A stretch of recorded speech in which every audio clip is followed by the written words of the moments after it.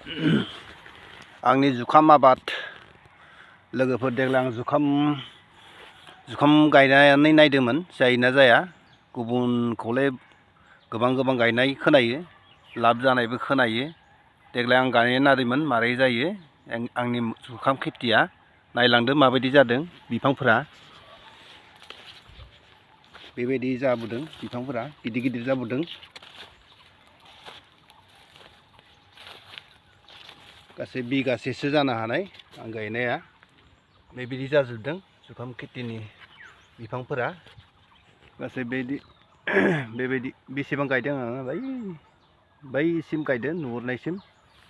एसे जुम खालामनानै होनि माबायदि जादों आंनि आबाद मावनाया, नायदो। फिथाइ खानाय समाव खेबसे भिडिअ होबावगोन। जुखाम आबादा लाब ना लस, मा रिजाल्ट मोनो, नोंथांमोनहाबो गायनो हागोन जुखाम आबाद।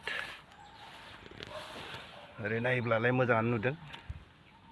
दा बर्थमान देग्लाय अखाबो गैया, दैबो होनो हायाखै, सेहेराया एसे खम जादों आरो।